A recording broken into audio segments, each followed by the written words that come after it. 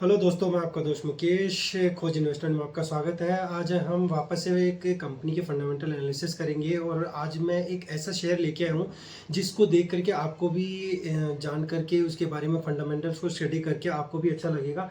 और ये एक मल्टीबैगर स्टॉक हो सकता है। आज मैंने जो स्टडी किया है वो ऐसे शेयर पे स्टडी किया है जो हर तरीके से अपनी जो परफॉर्मेंस है वो बताता है कि वो आने वाले टाइम पर मल्टीबैगर हो सकता है क्योंकि उसके फंडामेंटल जब मैंने एनालिसिस किया, उसके रेशियोज देखे, तो उन रेशियोज को सबको देखने के बाद मुझे लगा कि आने वाले टाइम पर अच्छा रिटर्न दे सकता है। और आज के टाइम पर जो अभी मार्केट में जिस चीज़ का ज़्यादा बोलबाला चल रहा है, जैसे एनर्जी को लेकर के बहुत ज़्यादा चल रहा है, तो ये उसी से रिलेटेड सेक्टर का एक शेयर है जो कि आपको बताएगा कि किस अकॉर्डिंग ये काम कर रहा है और आने वाले टाइम पर ये कितनी ग्रोथ बना के दे सकता है आपको।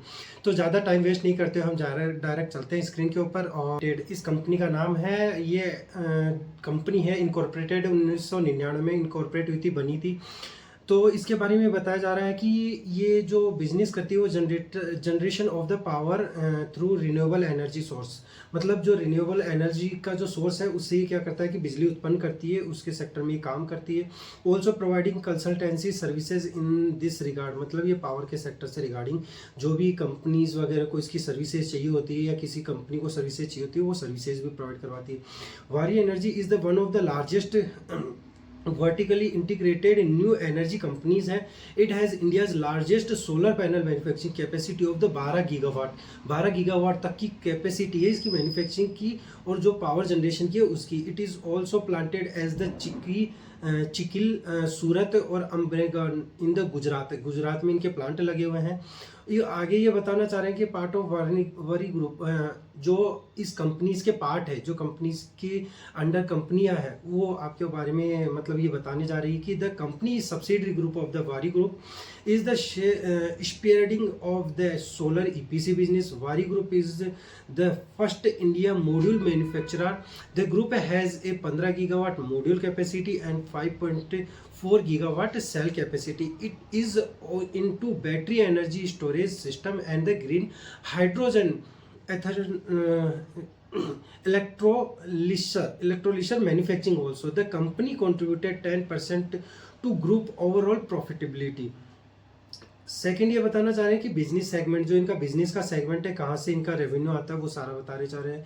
EPC business, the company provide end to end EPC solution, financing, constructing, owning and operating solar projects. It provides clean energy to its clients by setting up both on site solar projects, rooftop and ground mounted, मतलब जो छतों के ऊपर लगते हैं plus आपकी जो जमीन के ऊपर लगाए जाते हैं गांव वगैरह में वहां पर, and off site solar farm से, ओपन एरिया सोलर प्लांट से। It also offer off grid inverter solar projects, water pump and string light से, module solar thermal solution, on grid inverters, lithium ion batteries. It's जो गाड़ियों वगैरह में काम आती है उसकी जो बैटरीज वगैरह होती है पावर सोर्सेज की, उसमें भी ये कंपनी काम करती है। The company deals in the floating, rooftop and ground mounted solar solution. Power scale, the company generated revenue by the selling powers. Revenue का बताया जा रहा है कि ईपीसी से 98% इनका रेवेन्यू आता है, अदर से 2% आता है। कंपनी जो लिस्टेड हुई थी वो कंपनी ने बता दिया था, company government listed on NSC 25 अप्रैल को लिस्ट हुई थी। इनके जो क्लाइंट बताए जा रहे हैं वो आप क्लाइंट देखेंगे तो आप ये क्लाइंट देखिए कि जब किसी कंपनी के पास ऐसे क्लाइंट हो तो वो कंपनी का बढ़ना निश्चित है, वो अच्छे लेवल पर ग्रोथ करेगी ही करेगी। क्योंकि आपके पास जब क्लाइंट एक से ज़्यादा होते हैं, मल्टीपल क्लाइंट्स होते हैं, तो वो कंपनी ग्रोथ करेगी इन फ्यूचर में। क्योंकि क्लाइंट अगर आपके पास एक होता है तो वो मोनोपोली वाला हो जाता है, वो क्लाइंट कभी भी आपको छोड़ के जा सकता है। अगर आपके पास 50 क्लाइंट है तो वो क्या होता है कि आपके जो बिजनेस का सेगमेंट है उसको एक लंबी दूरी का घोड़ा बनाता है ताकि वो चलता रहे। तो यहाँ पे क्लाइंट की बात करूँ तो अडानी इनका क्लाइंट है, आर्कलोर मित्तल इनका क्लाइंट है, आदित्य बिरला ग्रुप इनका क्लाइंट है, भारत पेट्रोलियम, सेल्यूर, लार्सन एंड टर्बो, जो कि जो आपकी इलेक्ट्रॉनिक और जो आपकी कंस्ट्रक्शन वगैरह में लार्सन टर्बो बहुत बड़ी कंपनी है इंडिया की। मुंबई मेट्रो हो गई, और मोंडलाइज इंटरनेशनल हो गया, एनटीपीसी हो गया, आपका रिलायंस इंडस्ट्रीज हो गया, एमएसएल। अब आपके पास इतने बड़े क्लाइंट हो तो आप ग्रोथ क्यों नहीं करेंगे, डेफिनेटली करेंगे। जो इनका नेटवर्क है, नेटवर्क बताया जा रहा था, company has 1400 plus authorised sale points है and franchisees in India. It has कम missionized project across 13 state in India. 13 states में इनके जो प्रोजेक्ट्स चल रहे हैं उसके बारे में बताया रहा है। प्रोजेक्ट्स एक्सक्लूजन बताया जा रहा है कि the company has major on going projects in Rajasthan में चल रहे हैं, एमपी में चल रहे हैं, तमिलनाडु में चल रहे हैं, आंध्र प्रदेश में चल रहे हैं, गुजरात में चल रहे हैं, छत्तीसगढ़ में चल रहे हैं, कर्नाटका में चल रहे हैं। The includes the largest India single location EPC order 2012 MWP solar project in the Rajasthan from the Jindal renewables in June 2025। Company has also signed an MOU for the EPC work of the solar power project of 100 megawatt project capacity on the turnkey basis with a Vietnamese entity के साथ इनका जो बताया जा रहा है कि signed हुआ है, कोई कॉन्ट्रैक्ट हुआ है, उसके बारे में बताया जा रहा है।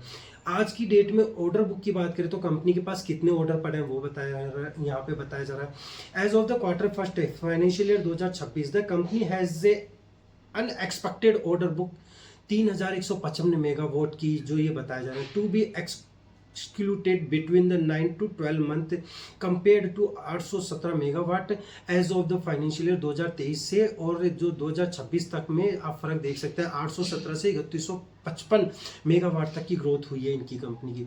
It executed 1524 megawatt power of the ordered in financial year 2025 and 699 megawatt in the financial year 26. The company has developed 54.82 megawatt power solar power generating asset. Additionally, it is setting up a 41.46 MWP independent power producer plant. The company has 769 megawatt power of O&M portfolio, जो इनके portfolio में बताया जा रहा है कि 679 के megawatt power जो प्रोजेक्ट्स है वो इनके बारे में बताया जा रहा है कि इतने 679 तक के जो इनके मेगावाट के प्रोजेक्ट्स है वो इन्होंने कैपेसिटी तक बढ़ा लिया है। मैन्युफैक्चरिंग फैसिलिटी के बारे में बताया है कि इनके पास क्या मैन्युफैक्चरिंग फैसिलिटी है। The company has an energy generation site location in the Maharashtra, India. It has 12 gigawatt module capacity and it has a plan to expand 5.4 gigawatt cell capacity of the financial year 2025. International operation के बारे में भी बताया जा रहा है। The company has export its product to 68 कंट्रियों में कंपनी अपने प्रोडक्ट्स को बेचती है। As quarter first financial year 25 it has supplied 6 gigawatt plus module globally. Amalgamation company ने किसके साथ अमालगमेशन किया है? In March 2024 the NCLT Mumbai bench approve the scheme of the amalgamation of Sangam rooftop solar private limited, Waaree PV technologies limited and वसंग solar private limited, all subsidiary companies with the company की जो subsidiary company है उनके साथ NCLT जो मुंबई की एक bench है उसने अमालगमेशन किया है। अब कंपनी क्या ही पे फोकस करिए? EPC पे फोकस करिए। The company has evaluating opportunities in the both international and domestic market to secure more EPC contracts.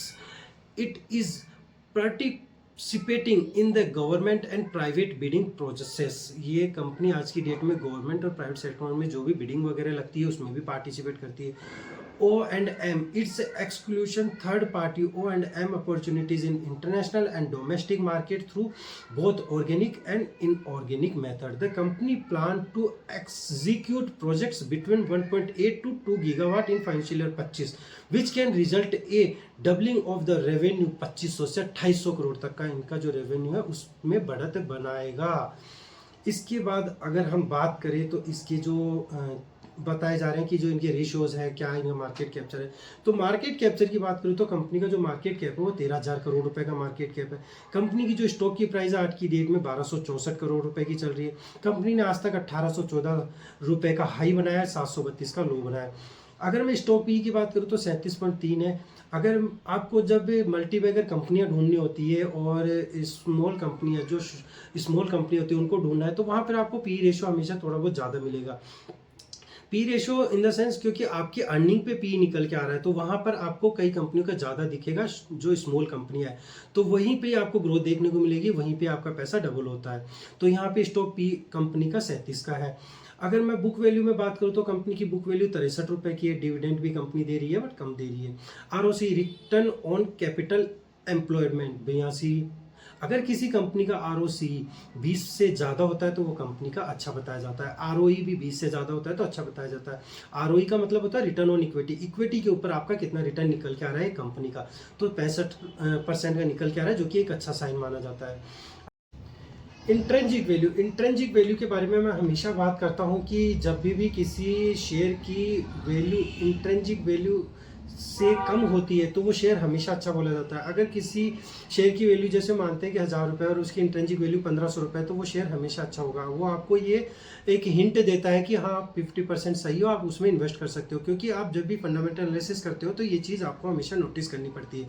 तो यहाँ पे भी आप देखोगे तो 1264 और 1248 में ज़्यादा फर्क नहीं है, तो यहाँ कंपनी अच्छा संकेत दे रही है आपको इन्वेस्टमेंट करने का। डेप्थ इक्विटी रेशियो भी यहाँ पे बहुत अच्छा है, 0.12 का है। अगर किसी कंपनी का डेप्थ इक्विटी रेशियो 1 से कम या 0.5 के अराउंड होता है वो कंपनी अच्छी मानी जाती है। प्रमोटर होल्डिंग में ये बोला जाता है कि किसी मल्टीबैगर कंपनी में आपको इन्वेस्ट करना है या ऐसे शेयर को चूज करना है तो शॉर्ट टर्म वाली कंपनियों को आपको चूज करते हुए इन्वेस्टमेंट करना होता है, क्योंकि आपका पैसा वहीं पे भी अच्छा बनता है। तो वहां पे ये देखना होता है कि 40% से ऊपर की प्रमोटर होल्डिंग है तो वो शेयर हमेशा अच्छा बोला जाता है। तो यहाँ पे 74% है, जो कि एक अच्छा साइन है। सेल्स ग्रोथ की बात करूँ तो कंपनी ने सेल्स ग्रोथ 3 सालों में 115% दिखाई है, वहीं 5 सालों में 209% की दिखाई है। अगर मैं इंडस्ट्री पी की बात करूं तो 38% का इंडस्ट्री पी है, जो कि कंपनी का कम है इससे, जो कि ये भी एक अच्छा साइन है।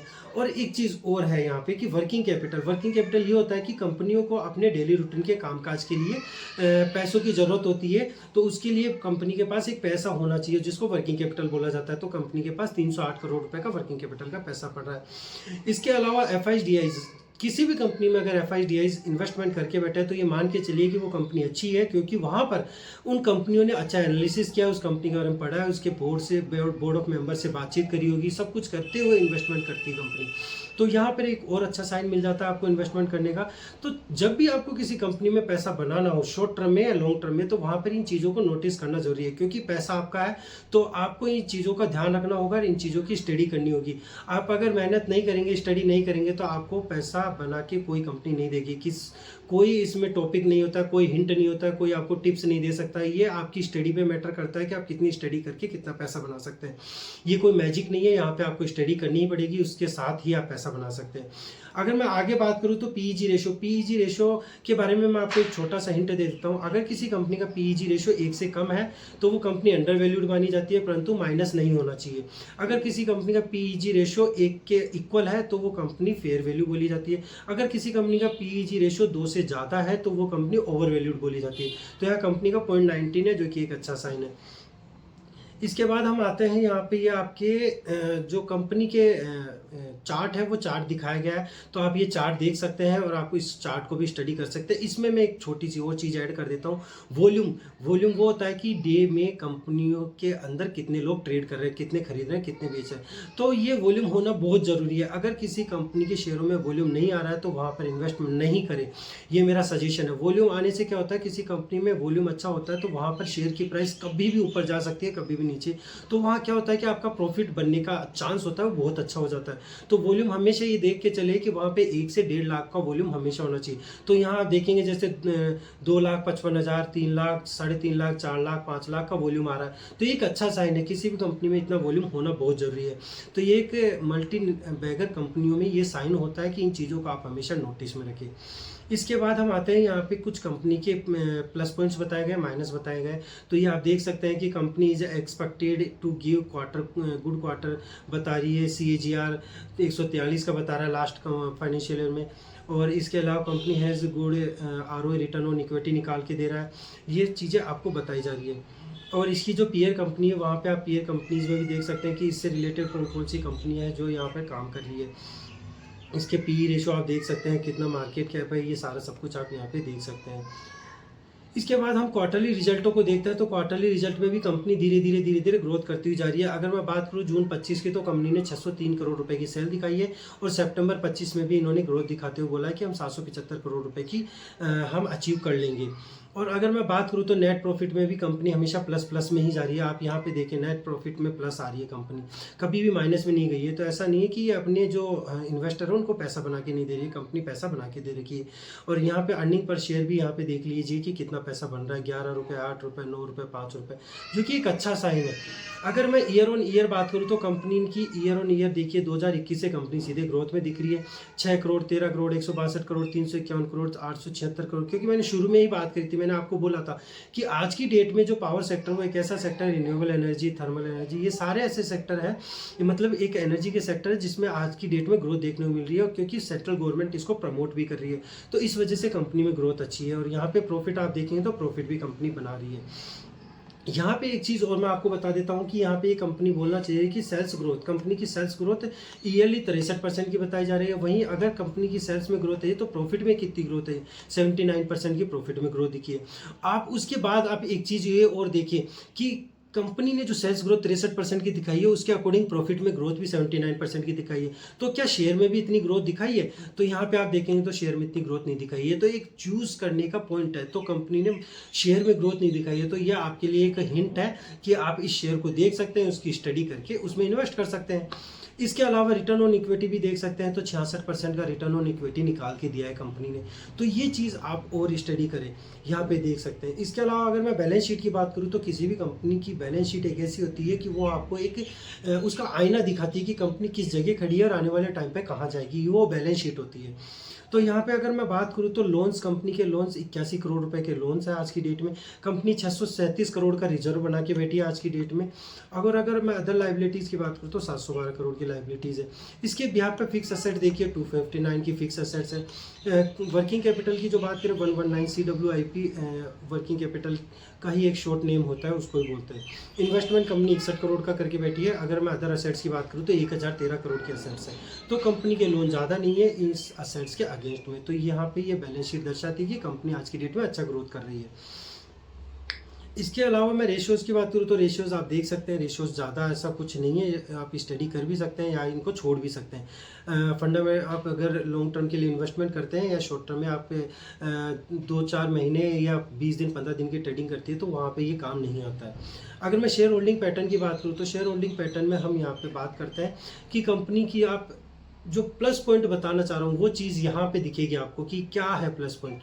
तो यहाँ पे जो मेरे को प्लस पॉइंट देखने को मिला, तो कोई भी कंपनी होती है और उसके जो प्रमोटर्स होते हैं, हमेशा ध्यान रखना कि अगर कोई प्रमोटर को अपनी कंपनी के ऊपर विश्वास है, अपने प्रोडक्ट पर विश्वास है, तो वो क्या करेगा, अपने जो मार्केट में शेयर डाइल्यूट कर रखे हैं उनको वापस परचेज करना स्टार्ट कर देगा।